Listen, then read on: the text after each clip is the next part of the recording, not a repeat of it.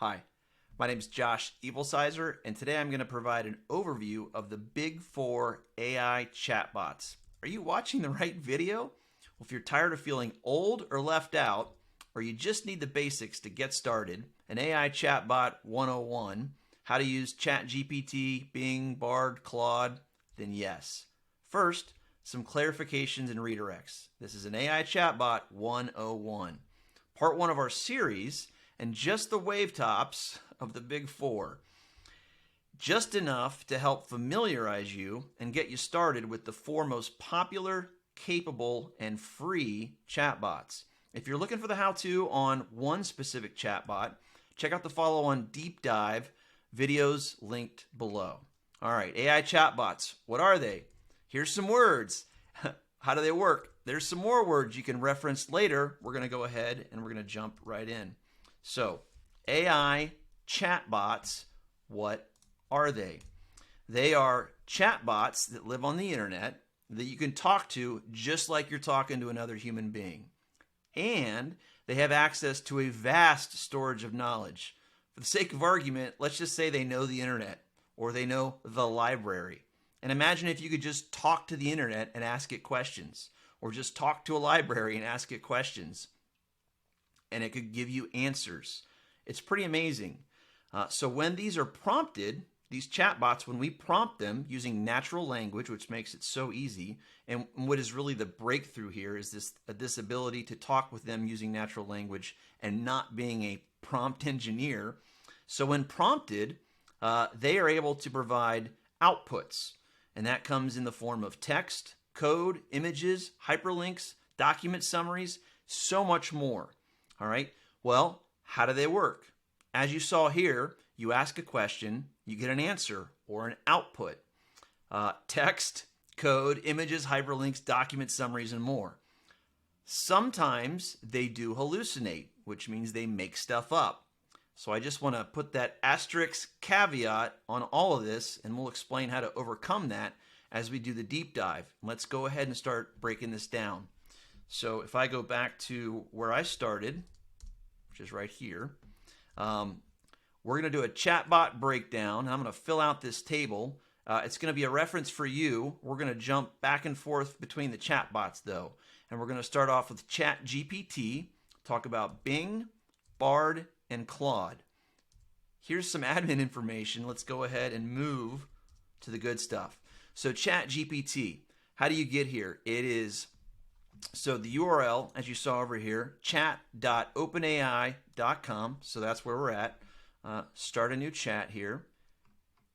This is, so ChatGPT is owned by OpenAI, gave you the URL. The important thing to note here is there is a ChatGPT 4, which is a paid account. This is not. We're talking about the free version. So everything we discuss here is 3.5.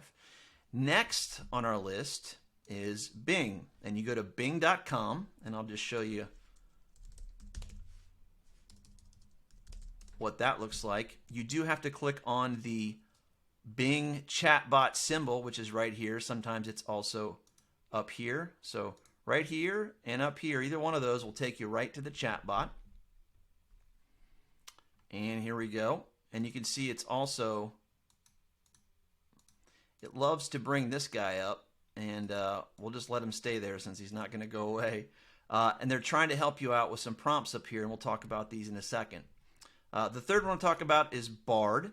I'm sorry, Bing is owned by Microsoft, but they're also partnered with OpenAI. And Bing is ChatGPT 4. So this is 3.5, and this is 4. But this isn't the 4 that creates some of the things that this 4 creates. Here's what you need to remember. ChatGPT, free. All right, Bing, free, but running ChatGPT 4. And this is really annoying me, so I just want to make sure we got rid of that. Okay, moving on to Bard. To get to Bard, it's bard.google.com. And so here we are at Bard, and you can see here, trying to be helpful, giving you some ideas of what you might use it for. We'll get into those in a little bit as well. Bard is owned by Google, and that's all I need to share with you about Bard. And the fourth one is Anthropic's, and I always forget this name, Claude. So Anthropic's Claude, and if it matters, this is Claude 2, but it doesn't matter, so just know this is Claude.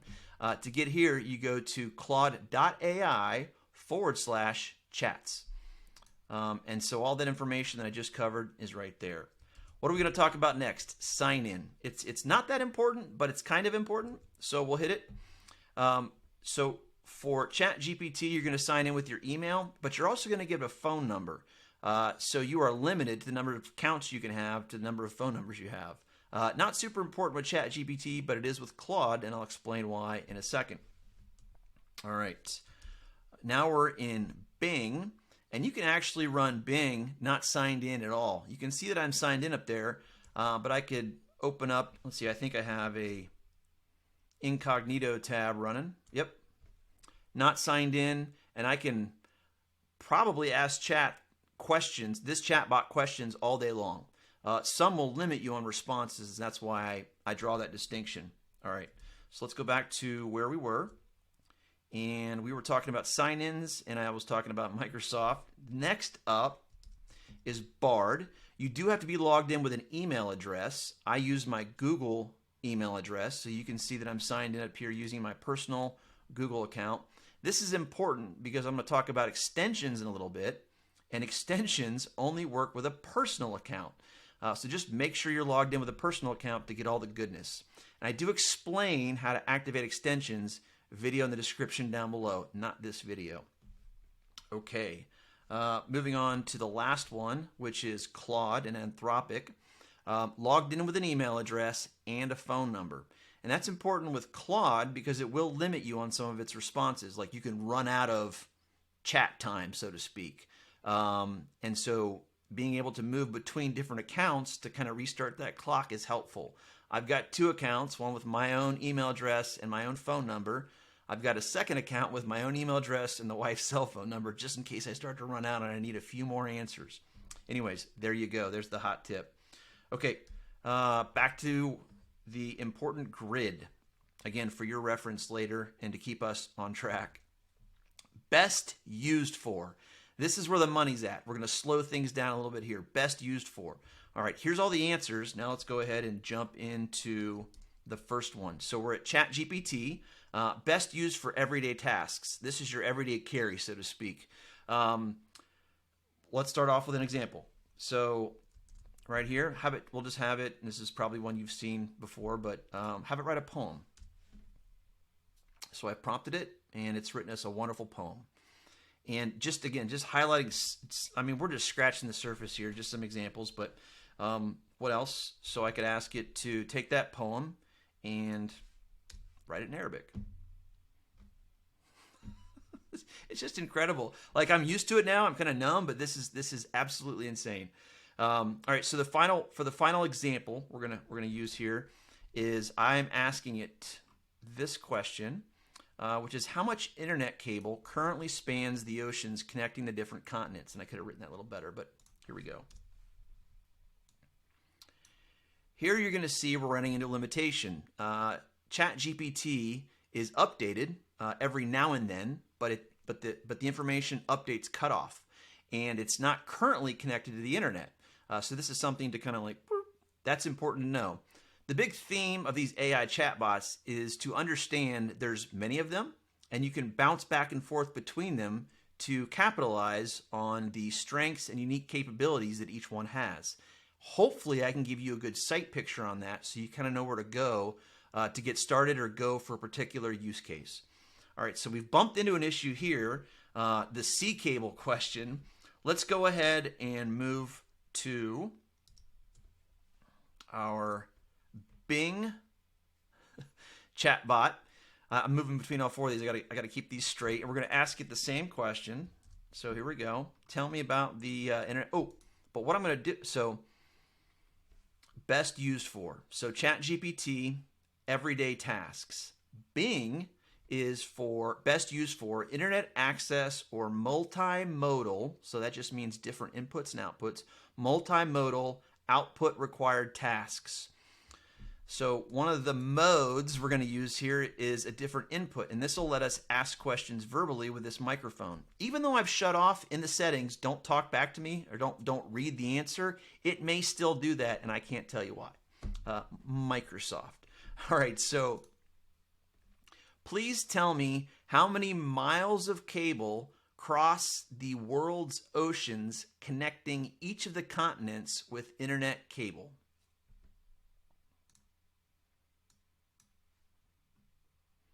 Sometimes it takes a long time to generate an answer. Sometimes it does not. It just depends how busy it is. As you can see here, she's going to go ahead and talk, even though I asked her not to. There's the speaker button, and I'm just going to shut her off. Thank you. Didn't need that. And what's really neat about Bing is that because it's connected to the internet, will provide hyperlinks. So you can fact check the information you're getting by going to these sources that Bing is providing. So as I talked earlier about the hallucinations, so chatbots will make things up, you can use the links to make sure that what you're getting is righteous. Okay, so right now we've got the internet cable answered for us. We used the voice input, which again is right here and is unique not just to Bing, but it's unique to some chatbots. Now what we want to do is let's see, I want to make sure I'm doing the right thing here. So, before I depart from the undersea cable, I'm going to ask it to please generate an image depicting what we just talked about. You have to ask Bing to generate it. So it's funny. Sometimes it'll say I can't do it, and then it does it anyway. So we'll see if that happens. But you have to no, okay. So we'll try something else. Please generate an image of a smart horse. I don't know, random. But you have to ask it to generate the image. You have to use that specific, similar phrases. I'm not able to, in this mode, with a list of websites where you can find.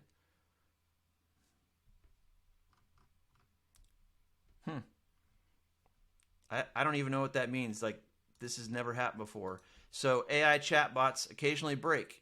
And so when this happens, I can say, all right, well, something weird's going on. Let me try and hit the refresh button and troubleshoot my broken chatbot.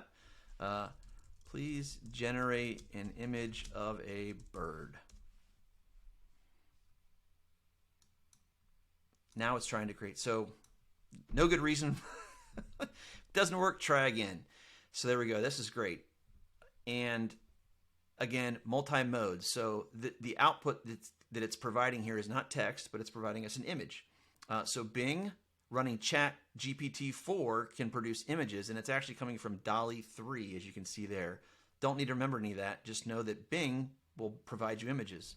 And these are the images of the birds that it has chosen to provide. Okay, finally, talking about multi-modes, we have the ability to upload, right here, upload an image.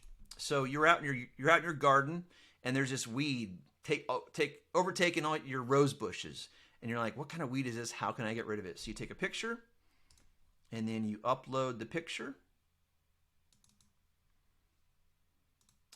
And then you just ask it, what type of plant is this? And again, knowing when you bump into limitations, try again, or pivot to another chatbot. The theme here is know the strengths, know the unique capabilities, and know which chatbots to use. And you learn this by using these. So as you see here, unable to identify. Cool.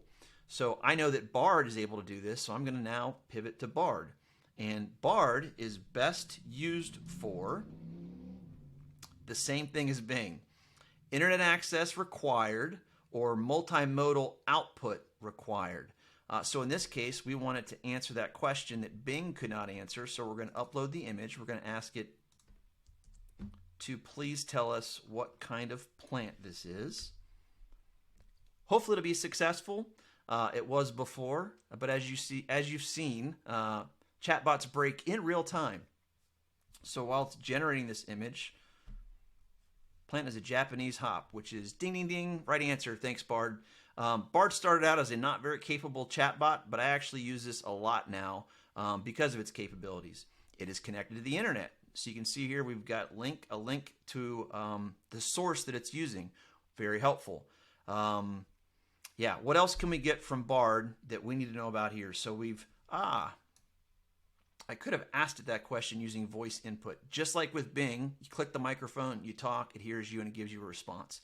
It does not speak the response, which I enjoy, because if you're in a room with other people, you don't want your computer talking back to you. In any event, we've asked it what type of plant it is. What I'd like to show you now is some additional or multimodal outputs. So what I'm going to ask it to do, it's Christmas time. I'm going to buy some earbuds for somebody in the family. I can't give up the secret. So please provide yes.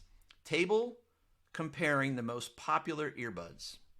The word table there is important because it's going to put it in a table for us. Oh, he even gave us some images. How neat. So we've got this cool little table. It's breaking down the different earbuds that it wanted us to, that it thinks are the top, perhaps. We could have been specific, could have told it which ones to compare. In any event, what's neat is now, because this is a table,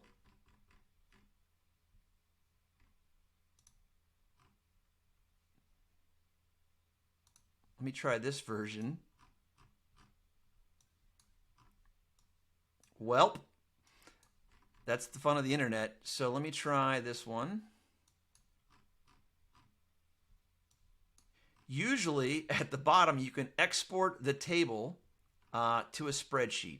And this option does not exist at this time for no good reason. But generally when it gives you a table, so I'm going to try it one more time.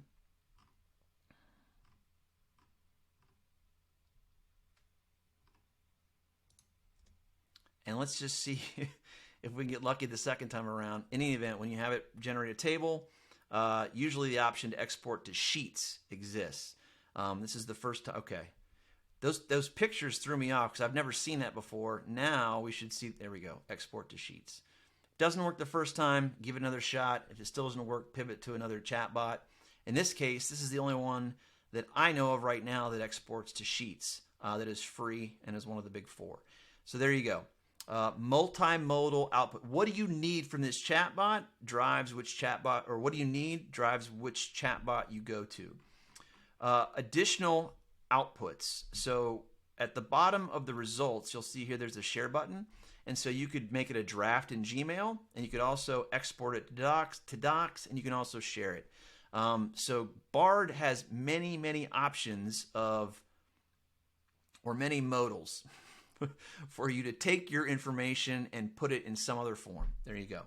All right, the last one we're going to talk about. Oh, this is my favorite feature. Actually, I almost forgot about this. So I'm gonna share with you an actual real world example.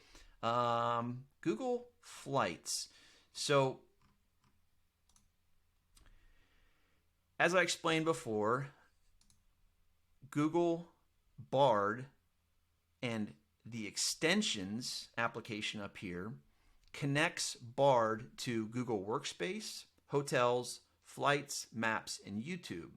Now, you let your own imagination run wild on how you can use all those. I have found the most useful use of this connection to these outside internet resources to be finding the cheapest and best flights.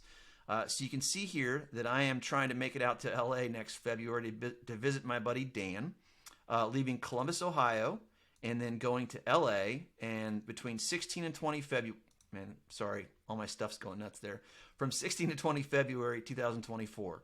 And then I tell it the definition of best. So with AI chatbots, I'm not going to deep dive into prompts, but the more parameters you can give it, the better answers you're going to get, right? So the more precise questions you can ask, the better questions you're going to receive. So here I've told it, provide the best round-trip flight options. Then I told it the definition of best are flights that adhere to the following criteria.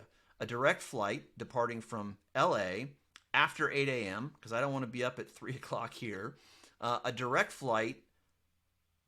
return flight, departing after 12 noon, because no one likes to leave vacation at the butt crack of dawn. And finally, the lowest price. So those are my priorities, and now I'm telling it, please execute.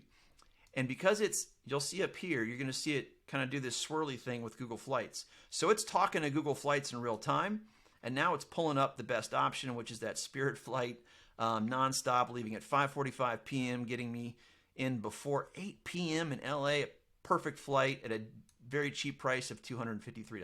Anyways, so there are all the multimodal options for Google Bard. And again, let your imagination run wild on hotels, YouTube, and Google Workspace. And we'll cover more of that in the Bard deep dive later on. All right, let's move on to Claude. I was trying to use shortcuts. We'll use the mouse. All right, so Claude is very unique, and we'll explain why here in a second. So I'm going to give it my first prompt, which is the good old cable across the oceans question. Unfortunately, Claude is also disconnected from the internet. Obviously, it's on the internet because I'm talking to it, but it doesn't have real-time access. So you can see here, it's still trying to be helpful. It is a very good, so I didn't answer the first question that I've been answering for the rest of these, best used for. So Claude is best used for document analysis or complex reasoning. It is a very good research assistant. Small case in point, just asking it, please explain this Bible verse, it can be very helpful. Whereas Bing and ChatGPT give me very short answers, Claude is generally very comprehensive in providing answers. So again, just a very helpful research assistant. Okay, so not connected to the internet. Well, what else can we do with Claude? What I'd like to show you here, I'm going to upload a PDF of a book called The Go-Getter. And I'm going to ask it to please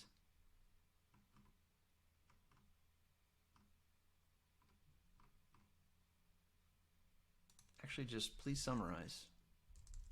Sorry about that, I was ill prepared.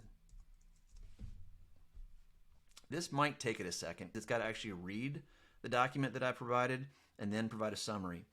And you saw over here, you may have seen how I uploaded it. There's a clipboard right there, and when I actually click on this, when I hover over it, it tells you what types of files you can upload, up to 10 megabytes per file, and you can upload up to 5 files. And this is the free version. All right, here you see a great summary from the key points of the story. Really good job summarizing the story. I could even ask it some more in-depth questions. Please be a little more insightful. Claude, very good at all this stuff. If you're hiring, you could upload a number of resumes and you could ask it to provide you an analysis of the candidates, and you could you could upload the job description and say bounce the resumes off the job description and tell me who's the most qualified, and it does a good job of that. Claude is just very good when you need some analysis of some documents. Here you can see it's done a great job breaking down the why behind this story, but that's Claude, and that's the Go-Getter. The last thing I'm going to do here is I was like, I have a little cheat sheet down here. I'm like, what am I supposed to be doing next? So I have this spreadsheet, and it is a breakdown of different breweries. Let's see, please provide your favorite insights. So I'm uploading a CSV file, not a spreadsheet. I don't think you can upload spreadsheets. It tells you what type, again, when you hover over the paperclip. But here we go. Please provide your favorite insights. And it's going to do some analysis of this spreadsheet. While it's doing that, I will tell you, you can take a picture of this same spreadsheet and you can upload it to Bard because it will look at images and it can understand that information and give you similar insights. But I would argue that Claude is better at it. So here are the insights from the spreadsheet. Vermont has the highest number of breweries per capita. That's no surprise there. The top 5 states in terms of economic impact among the more conservative states, blah, blah, blah, blah. Anyways, so I've uploaded a CSV file. It's given me some great analysis. Thank you so much. These are the different modalities or modals, inputs and outputs that these different chatbots give us. All right, now let's go back to the beginning. Best used for, we covered those. What is it? Gotta be careful where I'm clicking here. Internet access. So we've talked about this a little bit, and I'll just hit the summary here. So ChatGPT and Bing, let me move through them. ChatGPT, no internet access. We run into this problem because of that. Let me move up here. Bing, internet access, gives us hyperlinks and sources so we can validate whatever the information it was that it gave us to be true, because chatbots occasionally hallucinate. They make stuff up. Bard, as we saw here, very connected to the internet. I have a yes plus in my graph or my matrix over there because of its connection to Google Workspace and its connection to hotels, flights, and YouTube. Very, very handy. And as we saw, Claude is not connected to the internet. All right. Weaknesses. None of these are good at math, so just go somewhere else to do math. They can do math, but advanced math that requires symbolic manipulation, just stay away. All right, input modes. I've already covered these, but I want to make sure I hit everything, or at least remind you of everything. So if we move through these just one more time, ChatGPT, I can type in questions into ChatGPT. That's about all I can do, at least on the computer in this version. Bing, you saw that I can type. You saw that I can use my voice by clicking this microphone over here, or I can upload images and have it analyze them. With Bard, again, I can upload images. I didn't do that. Yeah, I did do that here. Upload images. I can use my voice over here, and then, of course, I can type things in. And finally, I always get stuck here for some reason. The uniqueness with Claude is that I can upload documents and spreadsheets or spreadsheet-like things, which are CSV files, and it can do analysis, which is really neat. And of course, I can type stuff in as well.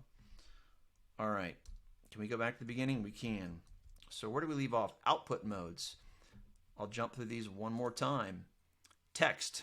That's all you're getting. It will provide tables though, so you can get tables that you can kind of copy paste and paste into Excel.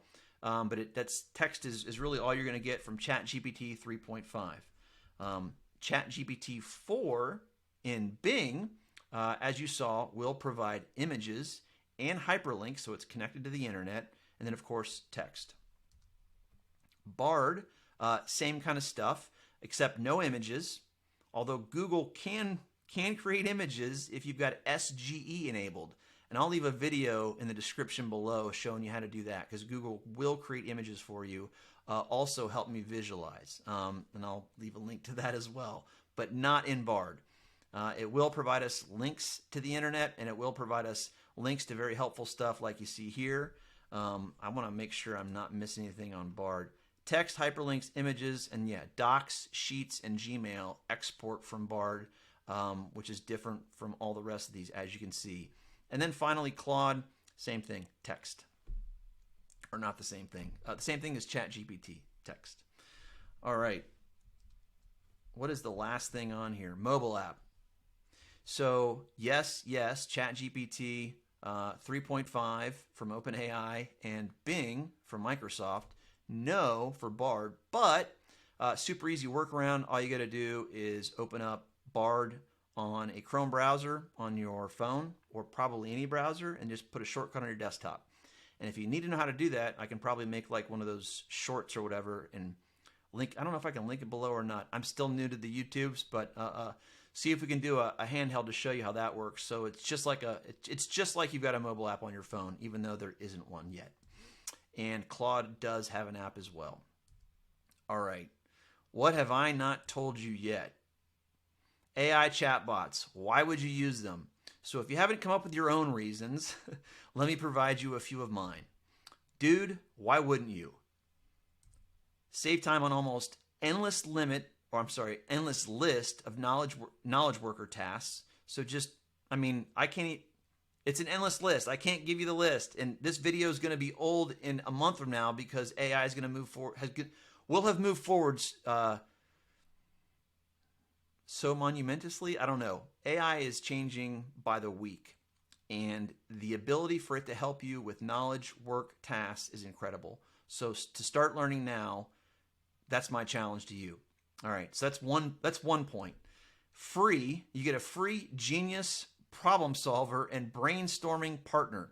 These things will help you solve problems. Ask it questions, it gives you examples. Proofread my work, give me some feedback. It becomes a partner and problem solver for you if you choose to use it that way. ChatGPT and Claude, both very good. Bard as well. Bing, anyways. A free world-class copy editor, email writer, or code engineer.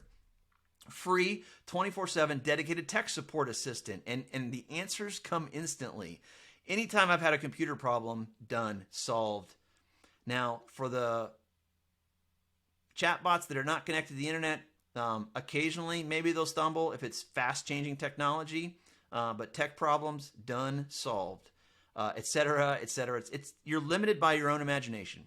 You're limited, and the more you use this stuff, the more you're like, oh, I could do this, and oh, I could do that. Anyway, so getting started and getting used to and getting proficient with each of the different AI chatbots, that is my challenge to you. What's key here is getting started. All right, are you feeling inspired?